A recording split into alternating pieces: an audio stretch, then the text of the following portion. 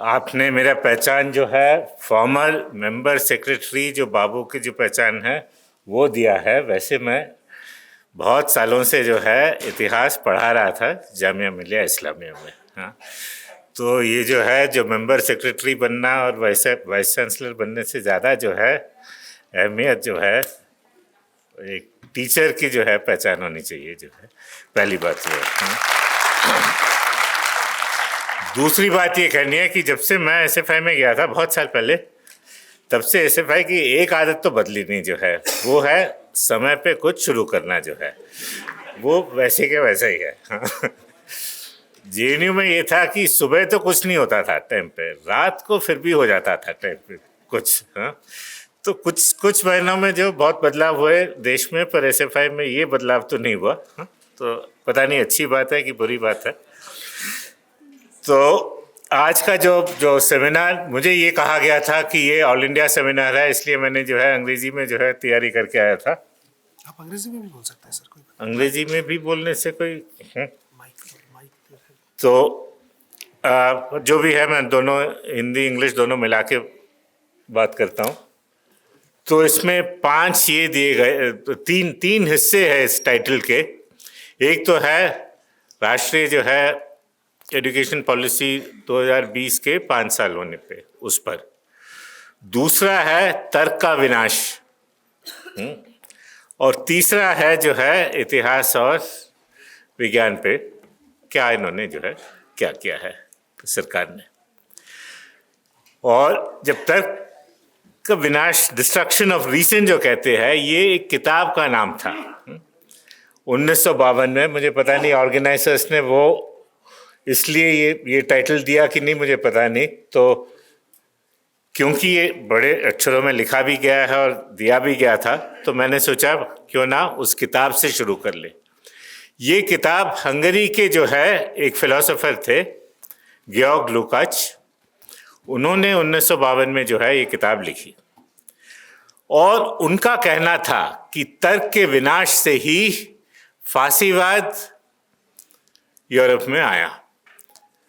और फिर उस किताब में वो लिखते हैं कि आपने शायद स्टडी क्लास में या कहीं सुना होगा लोगों को बोलते हुए कि मार्क्स से पहले जो जर्मनी में जो फिलोसोफर जो थे, जर्मन फिलोसोफर जो थे, हेगेल का नाम सुना होगा।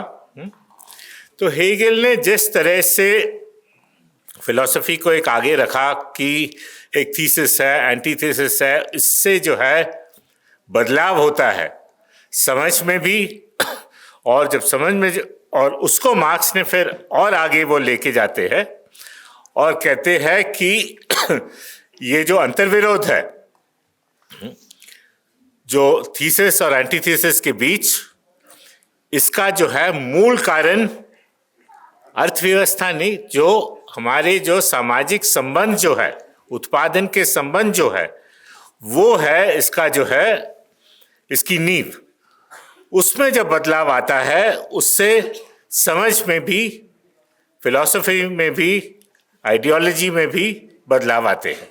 ठीक है, तो ये जो बात हो रही है, और इससे मार्क्स भी काफ़ी प्रभावित है, और मार्क्स ने हेगेल की ये बात को एक मटीरियलिस्टिक पर्सपेक्टिव में रखा कि भौतिकवाद को आधार बना के हेगेल की समझ को वो आगे लेके जाते हैं।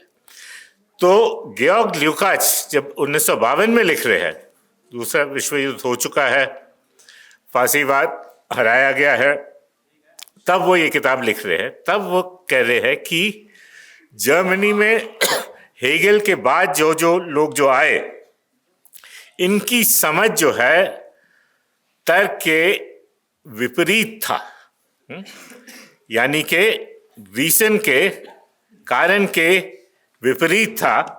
और इसके चलते जो है ऐसा कोई शब्द है कि नहीं मुझे पता नहीं, इरैशनलिज्म, यानी कि कारण का अभाव, तर्क का अभाव जो है आगे बढ़ता है, और तर्क के अभाव में फांसीवाद जैसे जो है विचारधाराओं को जो है पनपने का जो है मौका मिला। तो क्या कह रहे हैं वो, और वो कह रहे हैं कि जब आप साइंटिफिक जो है समझ से बाहर निकल जाते हो, इसका मतलब नहीं है कि जो फिलोसोफर था या ज्ञानी जो था, जो साइंटिफिक मेथड से आगे नहीं जा रहा था, ये नहीं है कि वो सब फांसीवादी थे।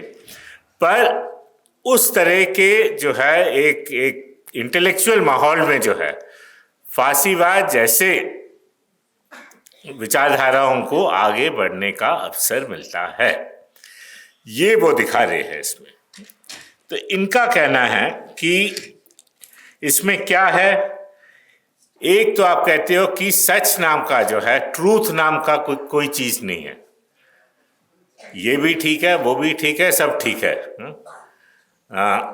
दूसरा है कि मेरी जो है ये सबसे ऑथेंटिक है, ये सही है, ये असली है, तुम असली नहीं हो। तुम्हारी जो है भाषा, तुम्हारे जो है जो भी है, ये असली नहीं है, मेरा असली है। तो ऑथेंटिसिटी। तीसरा है विल।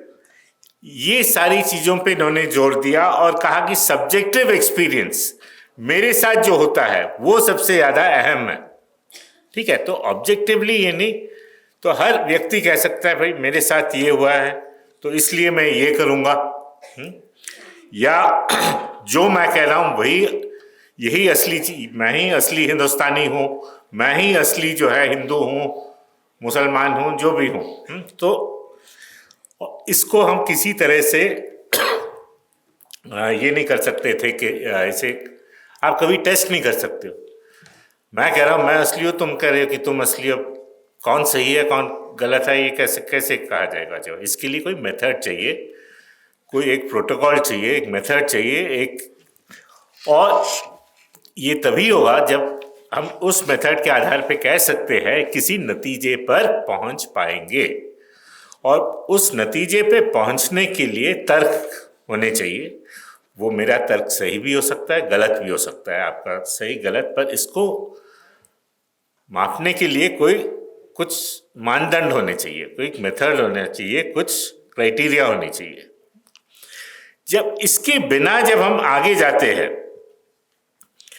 हम अगर जब लुकाच कहते हैं कि हम ऑब्जेक्टिव ट्रूथ की बात, सच्चाई की बात जब हम छोड़ देते हैं, जब हम मानवीयता, यूनिवर्सल ह्यूमन इंटरेस्ट की बात छोड़ देते हैं, जब हम कहते हैं कि साइंटिफिक ज्ञान जो है असंभव है, जब ये कहते हैं, तब जो है एक पॉलिटिकली डेंजरस सिचुएशन उभर कर आती है। जब हम इन सब चीज़ों से इनकार करते हैं, तब ये समझ लीजिए, जैसे कि अब मैं कहूं कि मुसलमान ऐसा ही होता है, आजकल अक्सर सुनने में आता है, तो वो एक तरह से ठीक है कि वो, मैं कह रहा हूं कि मुसलमान ऐसा होता है, मुसलमान कह सकता है नहीं ये हिंदू ऐसे होते हैं, फिर वो भी ठीक है। तो सारी बातें ठीक है। तो हम सिर्फ सब्जेक्टिव ओपिनियन पे अगर हम आके जो है सिमट जाए, तो ज्ञान जो है आगे नहीं बढ़ सकता है, और ये बहुत ही एक गलत दिशा में बढ़ सकता था। और इतिहास गवाह है इस बात की, जब जब इस तरह की जो है सोच, आइडियोलॉजीज, मेथड जब उभर कर आने लगते हैं, तब राजनीतिक रूप से हम पीछे की ओर भी हटते हैं। जैसे कि अब मैं इनको छोड़ता हूं और वापस आता हूं जो है हिंदुस्तान में। आप हिंदुस्तान में अगर देखें कि अभी तक जब हम एनईपी का जो है क्रिटिसिज्म करते हैं, जो है नेशनल एजुकेशन पॉलिसी, तो हम बीजेपी, बहुत सी छोटी चीज़ें हैं जिन पे जोर देना भी चाहिए, जैसे दिया भी गया है कि जो है मंदिर, मस्जिदों को तोड़ना, जो है वो सारी बातें जो आज सुबह आपके सामने लोगों ने रखी, वो सब समझना चाहिए, किस तरह से टेक्स्ट बुक बदला जा रहा है, वो सब। पर मैं उससे हट के कुछ बता रहा हूँ। मैं ये कह रहा हूँ उसके लिए जो है एक तरह से हमें समझना होगा, हिंदुस्तान ये एनईपी 2020 में जो कुछ लिखा गया है, दिया गया है और आज हमारे सामने है, हम यहाँ तक कैसे पहुँचे। जब जैसे कि 1980 के दशक में यूनिवर्सिटी में आया, तब हम जब पढ़ाई कर रहे थे, तब हमने जो है सोसाइटी के बारे में पढ़ा, इकोनॉमिक्स के बारे में पढ़ाई होती थी, स्ट्रगल जो है अलग अलग तरह के जो है संघर्ष जो चल रहे थे उसके बारे में पढ़ाया जाता था। फिलॉसफी और मटेरियल सर्कमस्टांसेस के बारे में बताया जाता था। इम्पीरियलिज्म तब भी पढ़ाया जाता था, साम्राज्यवाद के बारे में क्लासरूम में पढ़ाया जाता था। ये सारी बातें जो है क्लासरूम में स्टूडेंट्स के सामने रखी जाती थी। 1990 के दशक में आते आते चीजें बदलने लगी। पहले आपका जो है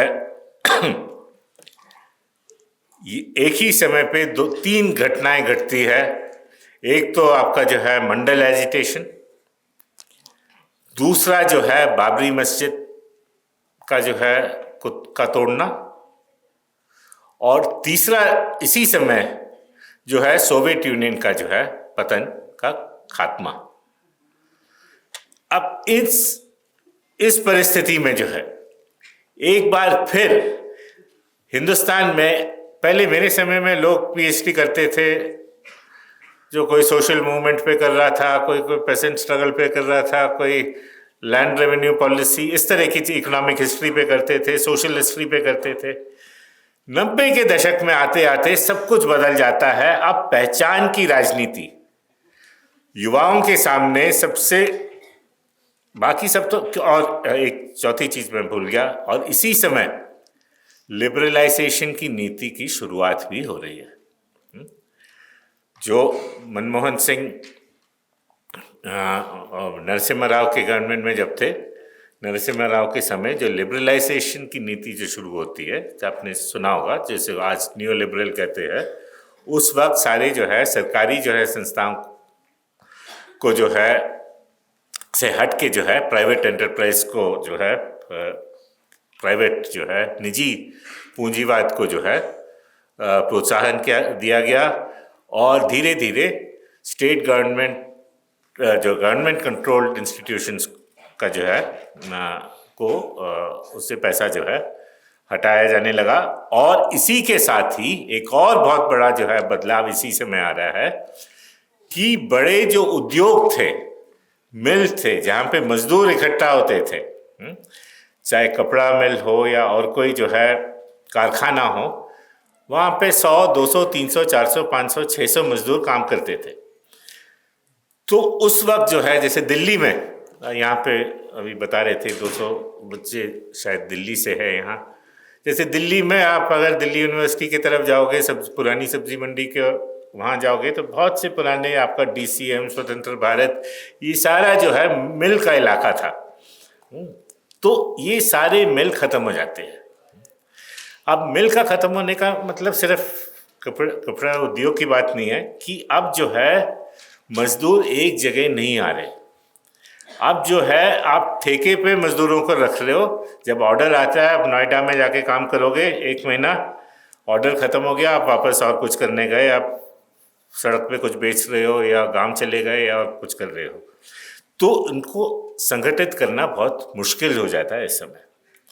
तो ये सारी चीजें एक साथ आ रही है। एक तो पहचान, और इसके साथ जो मध्य वर्ग, और यहाँ पे जितने लोग बैठे हैं ज़्यादातर लोग मध्य वर्ग के ही, उस पर एक और डिबेट हो सकता है मध्य वर्ग नाम की कोई चीज़ है कि नहीं, पर मध्य वर्ग, क्योंकि मध्य वर्ग का मतलब लिटरली लो तो क्या है, मध्य क्या हुआ, बीच में जो आया। अब 80% तो बहुत ही गरीब है हिंदुस्तान में, और 1-2% जो है बहुत ही अमीर है। तो ये हम कहाँ के मध्य कहाँ से बन गए, हम भी तो अमीर ही है, हाँ, हिंदुस्तान के इसमें। पर ठीक है, मध्य वर्ग कहते हैं अपने आप को। चलो, जो मध्य वर्ग के लोग जो है यहाँ, वो बहुत खुश हुए इस ज़माने में, क्योंकि तनख्वाहें बढ़ गई। जैसे टीचरों की तो एकदम से बढ़ गई थी तनख्वाह, तो गाड़ी वाड़ी खरीदने लगे लोग और बहुत घर खरीदने लगे। तो बाकी जो पहले जैसे कि 30 तारीख आते आते जो है मुश्किल हो जाता था कि घर चलाना जो है। तो मनमोहन सिंह ने ये बहुत बड़ा काम किया हमारे लिए कि तनख्वाहें एकदम से बढ़ गई जो है। और मिडिल क्लास जिसे कह रहे हैं हम, उस मिडिल क्लास का जो है एक तरह से सबसे गोल्डन एज शुरू हो जाता है इस वक्त। तो राजनीति से लोगों का जो है ध्यान हटता है। अब पहचान की राजनीति पर जोर आ गया है, और पहचान की राजनीति में जात भी आ रहा है और धर्म भी। और इसके साथ जो डिस्ट्रक्शन ऑफ रीजन की क्योंकि बात हो रही है, पता नहीं यहाँ हिस्ट्री के स्टूडेंट है कि नहीं। हिस्ट्री में एक जैसे कि सबाल्टर्न स्टडीज नाम के कुछ एक विचारधारा है, जिसमें एक तरह से वो वामपंथी नज़रिया दिखावे के लिए दिखाते हैं, मैं खुल के बोल रहा हूँ, और पर है क्या कि वो क्लास के खिलाफ कर रहे हैं, वो क्लास को जो है, वर्ग को जो है डिनाई कर रहे हैं। इसी तरह से जो है रिप्रेजेंट टेक्स्ट की बात होने लगी कि बस टेक्स्ट पढ़ना है, एक कोई नाटक पढ़ लीजिए, एक उपन्यास पढ़िए, और उसके विश्लेषण के आधार पर आप जो है एक समझ बना रहे हो, किसी कंक्लूजन तक पहुंच रहे हो। तो जो ऊपर के जो फिनोमेना जो है, जो रिप्रेजेंटेशन जो है, रिप्रेजेंटेशन ज़्यादा जो है पर जोर जो है बढ़ जाता है। और इसके साथ ही कोई अब लोगों को अब कहना भी बंद के ये सही है, ये गलत, मैं भी सही हूँ, आप भी सही है। अभी भी जब स्टूडेंट से जब कहते हैं कुछ लिखने के लिए, हाँ ये भी सही है, ये भी सही है, तो उनसे फिर कहा जाता है नहीं भाई तुम बताओ तुम्हें क्या लग रहा है। नहीं मुझे लग रहा है कि ये भी सही है, ये भी सही है। तो ये भी सही है और ये भी सही है वाले जो है, जो प्रक्रिया जो शुरू हो जाती है, उसी में आकर हम आज जो है बीजेपी की जितनी भी बातें हैं, आरएसएस की जो है, उनके लिए जो है आगे बढ़ने का एक अवसर हमने उनको दिया। तो एनईपी जब, और डिस्ट्रक्शन ऑफ रीजन, कारण का विनाश, जो भी नाम दोगे आप उसको, इसके लिए इसको हम पूंजीवाद, जो लेट कैपिटलिज्म जिसे कहते हैं, उससे अलग करके भी नहीं देख सकते। ये सिर्फ एक सेक्युलरिज्म की बात नहीं है, ये जो है इसको, ये अक्सर हम इसमें मार खाते हैं कि ये सारी बातें बीजेपी के आने से शुरू से पहले से ही शुरू हो जाती है। बीजेपी के आने से खुलकर जो है इसमें एक हिंदुत्व एजेंडा इसमें डाला जा रहा है, और उस हिंदुत्व एजेंडा को आगे ले जाया जा रहा है। पर यहां तक हम पहुंचे कैसे? यहां तक हम इसलिए पहुंचे क्योंकि हमने पहले बहुत से डिसिप्लिन्स में, आप सब कॉलेज में होंगे या स्कूल के भी बच्चे होंगे शायद, पर कॉलेज में और यूनिवर्सिटी के होंगे, तो आपके बहुत से सब्जेक्ट्स को जो है पूर्ण रूप से जो है एक तरह से डीप पोलिटिसाइज और डीमेटीरियलाइज किया गया। जैसे कि इकोनॉमिक्स जो पढ़ते हो आप, जो इकोनॉमिक्स में जो न्यू क्लासिकल इकोनॉमिक्स ही पढ़ते हो आप उसका रियल लाइफ से कहाँ तक रियल लाइफ, अगर आप जो है डिमांड कर्व में जो है रियल लाइफ रियलिटी की बात करोगे, वो या तो मैं पागल होऊंगा जो है पूंजी लगाने के लिए, हाँ, या गधा होऊंगा तभी मैं पूंजी लगाऊंगा, अगर मैं जो है सिंपल डिमांड एंड सप्लाई से चलूँ तो। इसी तरह से जो है, तो इकोनॉमिक्स का तो एक बहुत बड़ा ये है, क्योंकि इकोनॉमिक्स जब तक कैपिटलिज्म को झटका नहीं मिलता है, इस इकोनॉमिक्स की पढ़ाई से लोग जो है हटेंगे नहीं। और हटे कब? मार्क्सवादियों के कहने पे नहीं हटे। 2008 में जब जो है क्राइसिस हुआ जो है, तब जो है क्या नाम है उनका, जो एक फ्रेंच राइटर जो थे, पिकेटी जैसे, आप, वो कोई मार्क्सवादी नहीं है, पर पिकेटी की किताब कैपिटलिज्म पे, तब तक मार्केट इकोनॉमी कर रहे हैं। जब कैपिटलिज्म को झटका पड़ा, तब हर एयरपोर्ट पे, स्टेशन पे पिकेटी की किताब बिकने लगी, यानी कि लोग खरीदने लगे और पढ़ने लगे। तो दिल्ली स्कूल ऑफ इकोनॉमिक्स में पहले जो है इकोनॉमिक सिस्टम्स पे कोर्स होती थी, दिल्ली विश्वविद्यालय में इकोनॉमिक सिस्टम्स पर कोर्स होती थी। इकोनॉमिक सिस्टम फिर हटाया गया क्योंकि अब एक ही सिस्टम रह गया, पूंजीवाद के अलावा तो कुछ है नहीं। तो सब कुछ तो नेचुरलाइज किया जा रहा था उस वक्त। तो अब 1914-15 के बाद से हम देखते हैं कि बीजेपी सरकार में आती है, स्टेट पावर खुल के बीजेपी के हाथ में आ जाती है। और बीजेपी का हर वक्त निशाना जो है इतिहास पे रहता है। उनका पहला टारगेट जो है इतिहास रहता है, आज से नहीं। इमरजेंसी के बाद 1977 में इमरजेंसी जब खत्म होती, इमरजेंसी के बाद जब जनता सरकार बनती है, उसमें जनसंघ के भी मेंबर थे, तब पहली बार दिल्ली में जो है आर.एस. शर्मा और रामलीला थापर विपिन के किताबें जो है जलाई गई थी दिल्ली में। फिर हम देखते हैं वाजपेयी की जब सरकार पहले जो है एनडीए की सरकार बनी, तब एनसीईआरटी किताबों पर जो है प्रहार एक बार फिर शुरू हुआ। और अभी जैसे कि पहले बताया, मैं उस पर दोहरा नहीं रहा हूँ, तो एनसीईआरटी का पहला जो है ये है। पर अभी भी मुझे समझ में नहीं आ रहा है, क्योंकि एनसीईआरटी वैसे अगर आप देखोगे तो पूरे हिंदुस्तान में एनसीईआरटी नहीं पढ़ाई जाती है। एनसीईआरटी जो है, अगर आप स्कूलों की संख्या देखोगे, काफ़ी स्कूलों में, खासकर जो स्टेट गवर्नमेंट के जो स्कूल है वहाँ पे एनसीईआरटी नहीं पढ़ाई जाती है।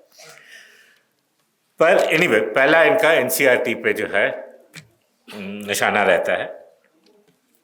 दूसरी बात यह, और क्योंकि जब तक ये इतिहास नहीं बदलेंगे तब तक हिंदू राष्ट्र का जो है सपना, या हिंदू राष्ट्र वो नहीं ला पाएंगे जो वो समझते हैं हिंदू राष्ट्र से। हिंदू राष्ट्र, और इसमें वह मैं आता हूँ अब एनईपी में। अब एनईपी, जैसे कि वो आखिरी जो पहले स्पीकर ने भी बताया, इसमें एनईपी का कहना है इतिहास को लेके जो है उनके 2-3 ये है कि हाँ, रेलेवेंट टू हिस्ट्री क्या है। एक तो जो है हिंदुस्तान को जो है गर्व होना चाहिए, प्राइड इन इंडियाज हेरिटेज, अपनी परंपराओं पर गर्व। दूसरा कह रहे हैं कि कॉलोनियल डिस्टॉर्शंस, कॉलोनियल जो उपनिवेशवाद के समय के जो गलतियां जो है इंडियन हिस्ट्री में जो है, इन डिस्टॉर्शंस को या गलत धारणाओं को हमें ख़त्म करना है। और तीसरा है कि integrate culture, traditions, knowledge systems into education. और आखिरी है कि हमें जो है ऐसे बाय हार्ट पढ़ने की ज़रूरत नहीं है, याद करने की ज़रूरत नहीं है, और होलिस्टिक अंडरस्टैंडिंग होनी चाहिए। अब पहला आते हैं colonial distortions of Indian history पर। शायद मेरी गलती है कि मैं सुबह नहीं आ पाया, पर मुझे पता नहीं, अगर लोग बोल चुके तो ज़रा बता देना मुझे। क्योंकि बीजेपी और आरएसएस सावरकर से लेके अभी तक मोदी तक जो है, इनकी समझ जो है ब्रिटिश कॉलोनियल समझ है। उसी पर इन्होंने जो है मुसलमानों को जो है निशाना बनाया है, और इसी के आधार पर मोदी जी तो अभी गए थे, सोमनाथ गए थे। तो सोमनाथ के बारे में बता चुके हैं लोग, बता दिया है। तो ऐसे नहीं है कि सोमनाथ एकदम से मोदी जी चले गए। अडवाणी, आजकल जी भी लगाना पड़ता है, तो अडवाणी जी भी जो है सोमनाथ से ही उन्होंने शुरू किया जो है अपनी यात्रा, रथ यात्रा, और वो ख़त्म कहाँ हो रही है जो है बाबरी मस्जिद पर। ठीक है, कहा नहीं जा रहा है, पर क्या है कि हम सोमनाथ का बदला ले रहे हैं। अब मोदी भी गया वहाँ अभी, और बहुत लोग गए उसके साथ, फिर से वही बात कही जा रही है। और तो सोमनाथ का ये जो डिस्ट्रक्शन, 8 बार तोड़ा, 12 बार जो है मुसलमानों ने आके, तुर्कों ने आके तोड़ा, ये जो है एक तो 12 बार और 8, एक बार तो तोड़ा था। हाँ, और बहुत से मंदिर भी बहुत मंदिर टूटे, मस्जिदों को भी तोड़ा गया था, सब कुछ टूट रहा, अब ये सब हो रहा था। पर सोमनाथ का जो पहला जो है 1025-26 का, तो उसके लिए एविडेंस है। पर उसके बाद जो है आर्कियोलॉजिकल एविडेंस मिलता है कि रिनोवेशन हुए हैं, बदलाव हुआ है। पर अगर मैंने घर पे जो है कुछ तोड़ के कुछ और बनवाया, वो डिस्ट्रक्शन नहीं है। अगर मैंने एक दीवार तोड़ के उसकी जगह एक और दीवार बनवाया है, तो उससे आप ये इस नतीजे पे नहीं पहुंच सकते, वो इस बात का प्रमाण नहीं है कि मैंने वो जो है वहां पे वो मंदिर ही तोड़ दिया था। तीसरी बात यह है कि जब मंदिर सोमनाथ के बाद वहीं उसी मंदिर परिसर में ही मस्जिद के लिए जगह दी जा रही है, पैसे लेन देन की बात है, क्योंकि वो पूरा कोस्ट जो है तिजारत चल रही है वहाँ पे, जो है जो अरब कोस्ट से नीचे तक जो है मलबार तक, वहाँ पे जो है वेस्ट कोस्ट पे जो है हॉर्मुज से लेके जो है मैरीटाइम ट्रेड चल रहा है। और हॉर्मुज का जो है एक जो व्यापारी आके वहाँ मस्जिद खरीद रहा है, मस्जिद बनवा रहा है। तो बहुत से वहाँ झगड़े हो रहे हैं, मस्जिद बन रहे हैं, पर कहीं पे भी कोई उस वक्त के जो है इंस्क्रिप्शन में कहीं ये नहीं लिखा जा रहा है कि भाई सोमनाथ पे इतना बड़ा अत्याचार हुआ जिससे हम अभी तक भूल रहे लोग वहाँ पे। तो इसका मतलब नहीं है कि सोमनाथ को तोड़ा नहीं गया, पर वो पूरे हिंदुस्तान के हिंदुओं के लिए, एक तो हिंदू थे कि नहीं पूरे हिंदुस्तान में, वही एक ये है, हाँ। जिसे आप हिंदुइज्म कहते हो, ये तो एक मॉडर्न ये है। उससे पहले मैं वैष्णव हो सकता हूँ, मैं शिव का भक्त हो सकता हूँ, पर इन सबको एक साथ करके कि हम सब हिंदू है, ये बात की बात है। इसका मतलब नहीं है कि पहले से ही जो है जो आज के हिंदुइज्म में जो प्रैक्टिसेस है वो पहले से नहीं है, पहले से थे। पर हिंदुइज्म के नाम से जो है ये सारे प्रैक्टिसेस बहुत लेट जो है जाना गया, ठीक है। तो सोमनाथ से क्यों शुरू कर रहे हैं हमें अब साफ है, और सोमनाथ को वो छोड़ भी नहीं, सोमनाथ मतलब कम्युनल ये एजेंडा को वो छोड़ भी नहीं सकते। एक बार छोड़ने की कोशिश की थी और बुरी तरह वो हार गए थे इलेक्शन में जो है, हाँ। तो बीजेपी के लिए जो है वो सिर्फ डेवलपमेंट की बात करे तो कोई उनके पास नहीं जाएगा, तो उनके लिए ज़रूरी है कि वो जो है सांप्रदायिकता को जो है फैलाते रहे। तो ये जो हिस्ट्री में इन्होंने जो कहा है कॉलोनियल डिस्टॉर्शन, तो बहुत पहले से ही हिंदुस्तान के इतिहासकार इससे अलग हो रहे हैं। कॉलोनियल डिस्टॉर्शन हम सब स्कूल के कॉलेज से तो हम पढ़ ही रहे हैं क्या थे कॉलोनियल डिस्टॉर्शन क्या था, और उसका जो है सही जो है समझ क्या है। ये तो बहुत, ये बीजेपी ये जो हमें जो सीख दे रही है, इससे बहुत पहले से ये सब शुरू हो चुका था। पर सब अहम बात वो नहीं है, बीजेपी की पूरी आइडियोलॉजी जो है कॉलोनियल हिस्ट्री पर टिकी हुई है। जैसे कि सोमनाथ जो है, सोमनाथ बार बार मैं इसलिए आ रहा हूँ सोमनाथ पे क्योंकि बहुत आसान है समझाना सोमनाथ को उदाहरण देकर।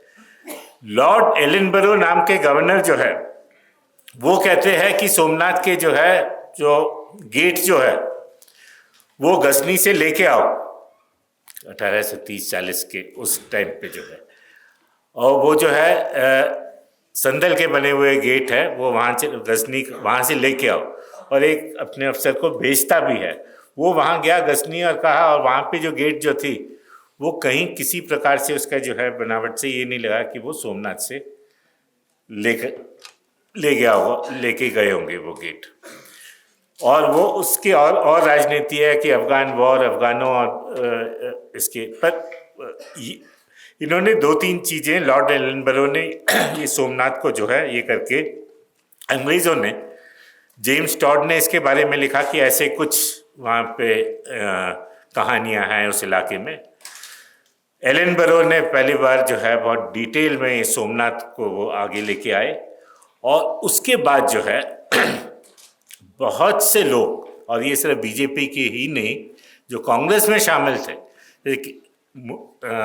के मुंशी जो है वो सोमनाथ ट्रस्ट बनाते हैं, और आगे जाके हमारे पहले प्रेसिडेंट भी जो है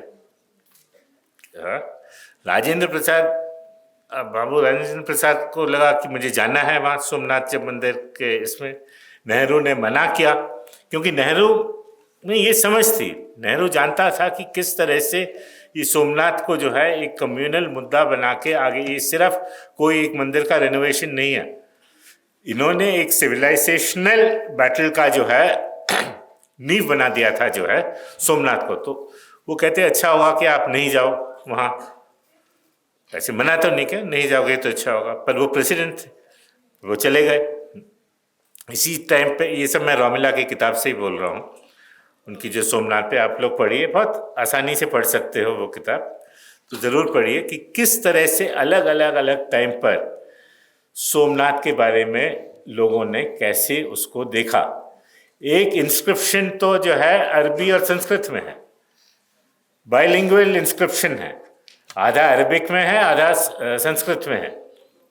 क्यों? क्योंकि वहाँ पे जो है ये जो व्यापारी इतने थे उस इलाके में, अरबी थे, तो उनको समझाने के लिए अरबी में है, दूसरों के लिए संस्कृत में है। तो और वहाँ के लोकल रूलर कैसे देख रहे थे, क्या वो उन्होंने क्या याद रखा? इंस्क्रिप्शनल आर्कियोलॉजिकल एविडेंस में हमें कहीं ये नहीं लग रहा है कि मिल रहा है जो है प्रमाण की लोग जो है याद रख रहे थे ये जो गजनी का जो इतना बड़ा हमला, जिससे पूरा जो है हिंदू धर्म जो है का खात्मा होने वाला था, ऐसा कुछ लग नहीं रहा था। तो रोमिला थापर ने पूरी चीज़ बताई है, वहाँ से लेके, शुरू से लेके राजेंद्र प्रसाद और अभी के बीजेपी तक, उस किताब में तो ज़रूर पढ़िएगा। तो इनका कहना जो है कॉलोनियल डिस्टॉर्शन जो एनईपी में कह रहे हैं, उसी के आधार पे ये पूरी पार्टी टिकी हुई है। आरएसएस की समझ जो है कॉलोनियल समझ है।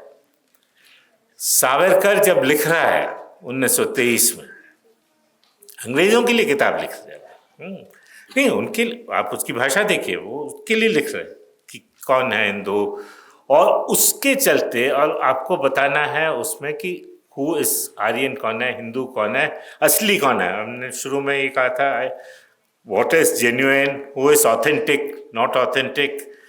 तो असली हिंदू कौन है, जिसका जो है पितृभूमि और पुण्य भूमि हिंदुस्तान में ही है। तो पितृभूमि और पुण्य भूमि, और तो बुद्धिस्ट भी आ गए, सिख भी आ गए। बुद्धिस्टों के बारे में कहते हैं कि नहीं वो अच्छे हैं, पर उनमें वो जो है जान नहीं है, वो जो है विरिलिटी नहीं है, इसलिए जो है वो हार जाते हैं, अहिंसा की बात करते, तो वो ठीक नहीं है हमारे लिए, हमें और जो है एग्रेसिवली लड़ना चाहिए। तो इसका सीधा ये था, निशाने पे कौन थे, मुसलमान और ईसाई थे। तो पितृभूमि पुण्य भूमि इंडिया, ये तब से लेके आज तक ये चल रहा है, ठीक है। दूसरी बात ये है, तो ये पहला एक कॉलोनियल डिस्टॉर्शन पे ये आधारित है कि कौन हिंदू है। और अभी भी मोदी अभी फिर से बोल रहा था 1000 साल की गुलामी है ना, 1000 साल की गुलामी बोलता है ना, 800 साल 1000 साल, यानी कि तब से लेके गजनी से लेके आज तक, तो वो कोई फर्क नहीं कर पा रहा है। दिल्ली सल्तनत, मुगल जो यहाँ पर आकर बस जाते हैं और हुकूमत करते हैं, इसका मतलब नहीं है कि वो यहाँ पे शोषण नहीं कर रहे, वो भी कर रहे हैं शोषण। हर राजा शोषण करता है, चाहे तुम हिंदू हो या मुसलमान हो या ईसाई हो, ब्रिटिश। पर फर्क ये था उनमें और अंग्रेजों में कि जब उपनिवेशवाद के दौरान जब ब्रिटिश यहाँ पे हुकूमत करने लगे, वो यहाँ से जो भी हमारा था, शोषण तो दोनों कर रहे थे, पर यहाँ से जो सरप्लस जो निकाल रहे थे, अधिशेष जो निकाल रहे थे, वो यहाँ से निकाल के बाहर ले गए, और इसलिए पूरे हिंदुस्तान जो है पीछे ढकेला जाता है, हम पीछे हट जाते हैं बिल्कुल। हिंदुस्तान में, वर्ल्ड में जो है हम second largest exporter industrial country थे वहाँ 17वीं शताब्दी में, 17वीं 18वीं शताब्दी में। वहाँ से हम सबसे नीचे पहुँच जाते हैं 1947 तक, सबसे नीचे तो नहीं, पर बिल्कुल नीचे आ जाते हैं। डी इंडस्ट्रियलाइजेशन, विऔद्योगीकरण जिसे कहते हैं, सॉरी। तो इन सब बातों पे इन्होंने जोर नहीं दिया आरएसएस ने। तो जब आरएसएस कहते हैं हम सबसे बड़े राष्ट्रवादी तो हम हैं, ना तो ये समझ पाए कि अंग्रेजी हुकूमत या कॉलोनियलिज्म इससे पहले के जो है हुकूमत से अलग थी, वो समझ नहीं पाए। और दूसरी बात, जब सावरकर, तो आप जानते ही हो सावरकर की हिस्ट्री, तो पहले काला पानी हो जाता है, उससे पहले उन्होंने अच्छा लिखा भी 1857 पे, ऐसी बात नहीं है। पर उसके बाद से जो है वो फिर माफ़ी पे माफ़ी मांग रहे हैं। हाँ, तो इनके पास कौन है? एक राष्ट्र पे बीच में कोशिश की थी कि अटल बिहारी वाजपेयी का भी, वो गए थे जी जेल, फिर उनका भी जो है वो निकल आया, जो है उन्होंने भी सॉरी वॉरी करके चिट्ठी लिख दी थी, तो वो भी बेचारे पकड़े गए। तो इनका कौन था जो आरएसएस में रह के जिन्होंने अंग्रेजी हुकूमत के खिलाफ जिन्होंने संघर्ष किया? कोई नहीं था। कोई एक आदमी भी बताए जो है, जो इनके जो बड़े नेताओं में से है। हाँ, बाकी बहुत कुछ और बहुत कुछ किया उन्होंने, आरएसएस ने गांधी को मारा भी, वो सब कुछ किया जो है, पर एंटी इंपीरियलिस्ट स्ट्रगल में इन्होंने हिस्सा नहीं दिया। पर ये लोग कह रहे हैं कि तुम जो है इंडियन नहीं हो, तुम राष्ट्रीय नहीं हो। तो अब इन सब चीज़ों के लिए हिस्ट्री बदलने की ज़रूरत है। और ये कैसी हिस्ट्री होगी? इस हिस्ट्री में जो है, जब इतिहास हम पढ़ाते हैं स्कूलों में और किसी भी लेवल पे पढ़ाते हैं, एक तो है जब मैं कहूँ कि सोमनाथ में जो है गजनी ने वहाँ पे जो है मंदिर तोड़ा, तो इसके लिए प्रमाण क्या है? तो प्रमाण जो है, लिखित प्रमाण हो सकते हैं, इंस्क्रिप्शंस हो सकते हैं, आर्कियोलॉजिकल प्रमाण होते हैं, पुरातत्व के आर्कियोलॉजिकल सोर्सेस हो सकते हैं, और उसमें भी जो है हमें एक से ज़्यादा प्रमाण देखना होगा और फिर देखना पड़ेगा कि इसमें से सबसे सही कौन सा है। क्योंकि अगर आजकल तो सभी लोग टेररिस्ट बन जाते हैं। हाँ, तो मैंने कहा कि तुम टेररिस्ट हो, इससे पहले भगत सिंह को भी टेररिस्ट कहा गया अंग्रेज़ों ने, तो वो भी एक तरह का एविडेंस है कि तो भगत सिंह टेररिस्ट था क्या? उसको कुछ लोगों ने रेवोल्यूशनरी टेररिस्ट कहा, किसी ने कहा वो भी छोड़ के सिर्फ टेररिस्ट का। आपने कहा कि फला आदमी टेररिस्ट है। यूजुअली जो है, जो जब हम प्रमाण की बात करते हैं, एविडेंस की बात करते हैं, आपको देखना चाहिए वो एविडेंस कहाँ से आया है। तो सरकार जिसे टेररिस्ट कहती है, अगर आप जाओगे यहाँ पे जो है दिल्ली गेट के, सॉरी कश्मीरी गेट के पास, वहाँ पे मैगजीन है जो उड़ाया गया था, वहाँ बारूद रखी थी, वो उड़ाया गया था, और वहाँ पे एक इंस्क्रिप्शन है कि यहाँ के रिबेल विरोधियों ने जो है, बागियों ने ये उड़ा दिया था। उसके साथ बाद में एक और प्लाक है जो है, जिसको यहाँ पे बागी कहा गया, पहले वहाँ ये जो है फ्रीडम फाइटर थे।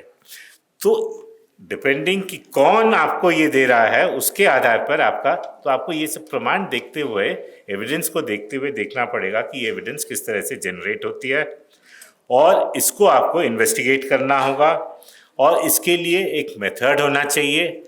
ये कुछ भी नहीं है बीजेपी की हिस्ट्री में। और क्यों नहीं है, इसके पीछे भी कारण है। अगर वो ये सारी चीज़ें वो अपनाए, जो बहुत ही रूटीन हिस्टोरिकल मेथड जो है, तो फिर आप ये सारी बातें नहीं कर सकते हो। तो इस की जो है, हम सबसे बड़े राष्ट्रवादी थे और मुसलमान से थे, ये सारी बातें फिर नहीं कह पाएंगे अगर, और आर्यन सब यहाँ से बाहर गए, बाहर से यहाँ नहीं आए।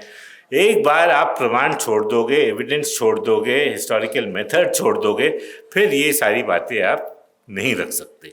ये सारी बातें नहीं रखोगे तो आप अपने आप को कैसे जो है जस्टिफाई करोगे? तो इसलिए हिस्ट्री पर जो है, जैसे जैसे वो आते हैं, हिस्ट्री पर प्रहार शुरू हो जाता है। तो दूसरा हिस्ट्री क्या है? 5 मिनट और। दूसरे हिस्ट्री में ये है कि हिस्ट्री को जो है, अब कुछ भी हिस्ट्री है। मोदी जी ने कह दिया था हिस्ट्री साइंस कांग्रेस में आके कि वो जो एरोप्लेन और ये सब थे ना, वो जो विमान और प्लास्टिक सर्जरी, ये सारी बातें उन्होंने कह दी थी। तो अब हिस्ट्री का मतलब ये है क्या, या साइंस का मतलब ये है क्या कि कुछ भी मैं कह दूं तो आप फिर रिसर्च करने बैठ जाइए, गौमूत्र पे हो या किसी चीज़ पे हो। हाँ? तो इसके लिए जो है इससे पहले के बॉडी ऑफ नॉलेज को भी देखने की बात है। तो ये कोई भी एकेडमिक प्रोटोकॉल बिना फॉलो करे मिथ को जो है आगे रखने की कोशिश कर रहे हैं। तो हिस्ट्री इनको चाहिए, पर हिस्ट्री इनके कब्जे में नहीं आ रही, तो इसलिए हिस्टोरियन को ही बदल दो। जब मैं ये ICHR में था तब मोदी पहली बार आया जो है 1914 में, जो जब ये आते हैं पूरे ICHR का जो है उन्होंने एक बहुत अच्छा जर्नल निकालते थे हम। उस जर्नल में हिंदुस्तान के भी लोग थे, रामलीला थी और भी लोग थे, हिंदुस्तान के बाहर भी थे, सबको हटा दिया उसमें से। हाँ, क्योंकि अगर ये लोग रहते तो इनकी जो है चीज़ें जो है लेख उसमें छपते नहीं। और वहाँ पे एक बेचारे चेयरमैन को भी लेके आए जो है, जिनका वो एक हिस्ट्री के टीचर थे कोई किसी स्टेट से, पर वो उनकी बात किसी की समझ में नहीं आती थी, पर वो थे राष्ट्रीय इतिहास संकलन समिति के।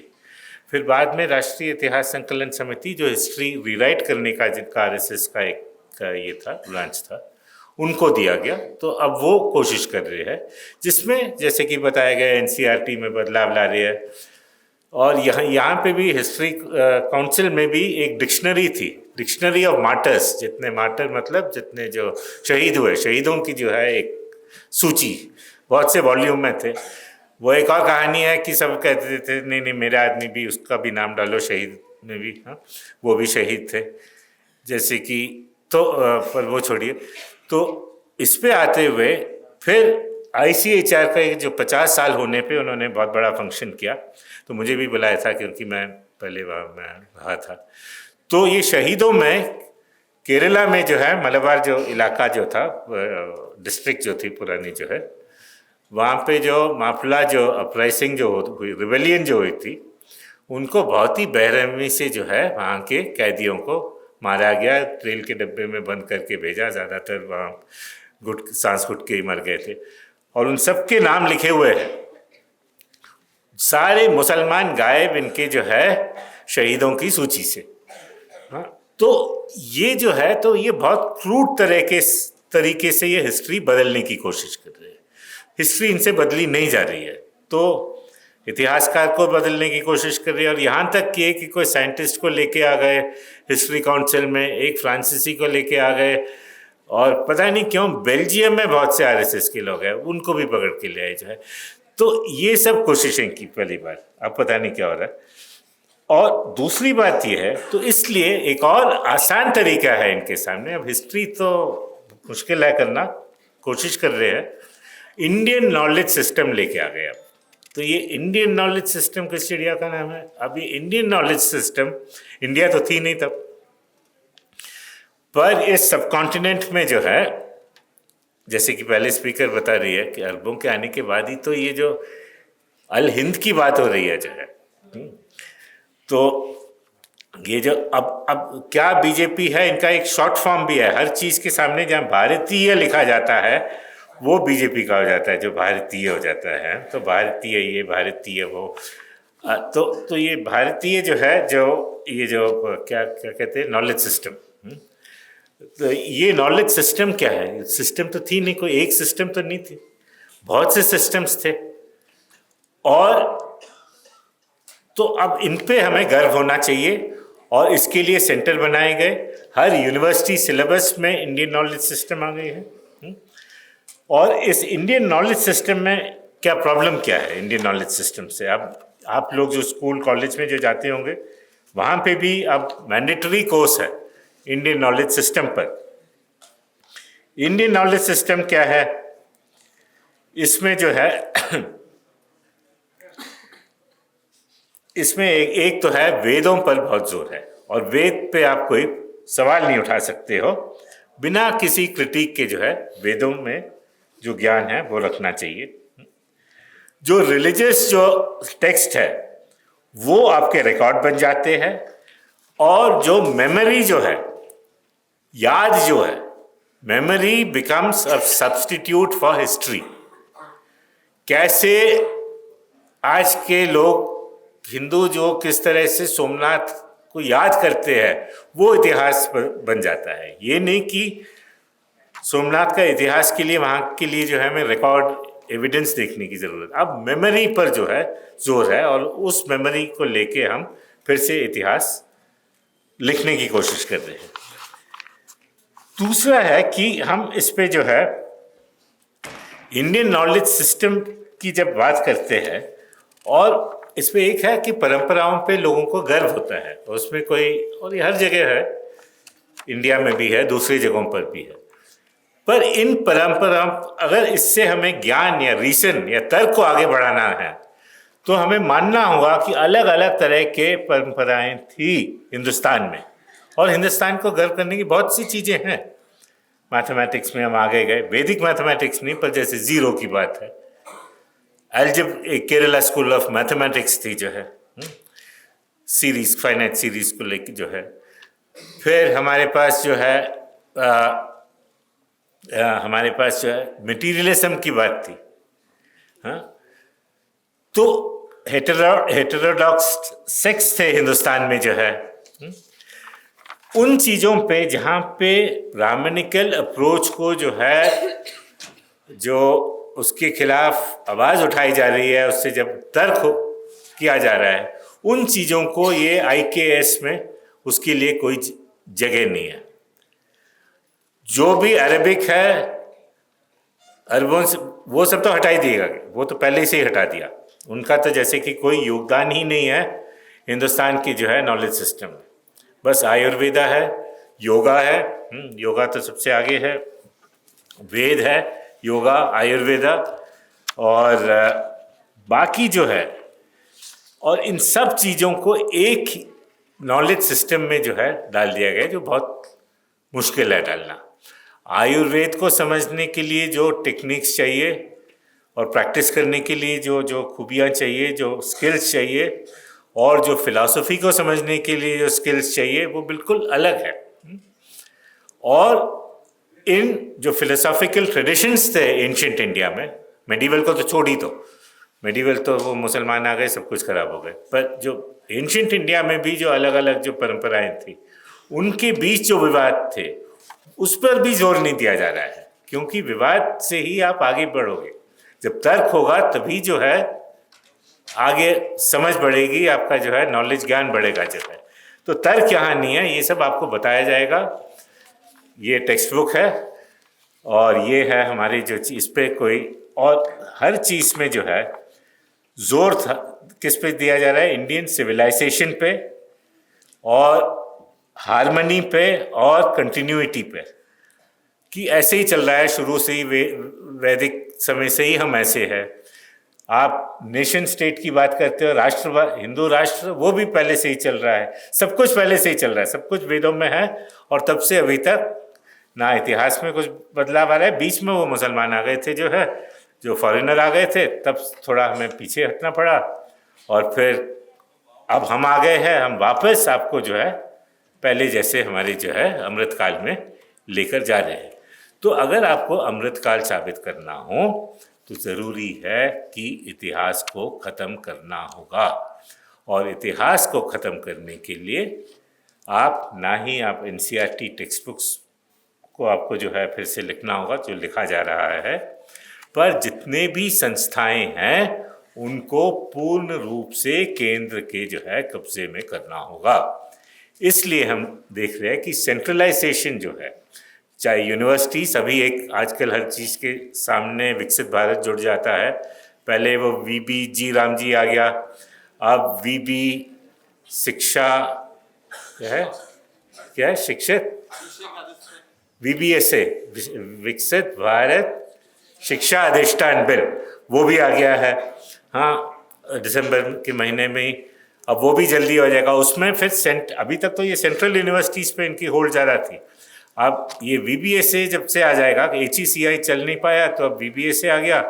अब जो है यूनिवर्सिटी चलाने के लिए पैसा तो स्टेट देती है, पर रूल सारे जो है ये VBSA के अंडर जो है 3 और बन गए हैं काउंसिल, उसमें जो है एक काउंसिल जो है रेगुलेशन काउंसिल बनाएंगे रूल सबके लिए, और अगर इसका पालन नहीं करोगे तो उसमें दंड भी दिया होगा, पहले इतने लाख रुपए देने पड़ेंगे, इतने देने पड़ेंगे, और फिर भी आप अगर नहीं हुए ठीक, फिर आपकी यूनिवर्सिटी ख़त्म की जाएगी। तो अभी तक जो सेंट्रल यूनिवर्सिटीज़ में बहुत आसानी से ये बदलाव ला रहे थे, अब इसको लेके जो है पूरे हिंदुस्तान को कब्जे में करने के लिए सेंट्रलाइजेशन का जो है जोर दिया जा रहा है जो है। क्योंकि पहले तो ये सफल नहीं हो पाए, तो अब उनको लग रहा है कि ये बीबीएसए बिल के थ्रू सारे जो है इन संस्थाओं को हम ठीक जो है एक टाइटर कंट्रोल उन पे जो है जमा पाएं। और इसके साथ साथ एक और भी चल रहा है कि जब तक ये सब चल रहा है, हमने पूंजीवाद की बात की थी, बाहर की जो यूनिवर्सिटीज़ बहुत बुला रहे थे जो है, अभी से नहीं पहले से ही बुला रहे थे, और कुछ 5 लोग आ गए हैं, पर 2 ने शुरू किए हैं, और वो भी गिफ्ट सिटी गुजरात में, और गुड़गांव में भी एक आ गया है जो है। तो ये लोग भी जो है, अब ये यूनिवर्सिटीज़ जो है, जो फॉरेन यूनिवर्सिटीज़ जो है, वो भी आकर हिंदुस्तान में होगा। तो एक तरफ तो आपका प्राइवेटाइजेशन बढ़ रहा है, आपके एड्यू मार्केटिंग जो है और एड्यू टेक्नोलॉजी कंपनीज बढ़ रहे हैं, क्योंकि टीचर तो है नहीं जो है, स्टेट्स के पास पैसा तो है नहीं तनख्वाह देने के लिए, टीचर लगाने के लिए, तो क्या करेंगे, ऑनलाइन कोर्स होगा, मूक कोर्स होगा। मूक कोर्स कैसे चलाया जाएगा, उसके लिए कोई कंपनी आएगी जो है। एग्ज़ाम चलाना है, उसके लिए भी कंपनी आजकल आ रही है, टेक्नोलॉजी कंपनीज की चीटिंग ना हो, ये ना हो, तो कंपनी इतना पैसा लेगी पर क्वेश्चन पेपर। तो एक तरह से आप प्राइवेटाइजेशन, निजीकरण को बढ़ा रहे हो, दूसरे तरफ आप फिर से जो है फॉरेन यूनिवर्सिटीज़ अब यहाँ आके कैंपसेस खोल रहे हैं। और तीसरे उसका डायमेंशन ये है, आप एक हिंदुत्व या आरएसएस के एजेंडा को, जो कारण के विपरीत है, इतिहास के विपरीत है, राजनीति के विपरीत है, उसको आप इन चीज़ों के साथ उसको आगे बढ़ा रहे हो। तो ये पूंजीवाद के लिए भी बहुत अच्छा होगा, आसानी से बढ़ पाएगा।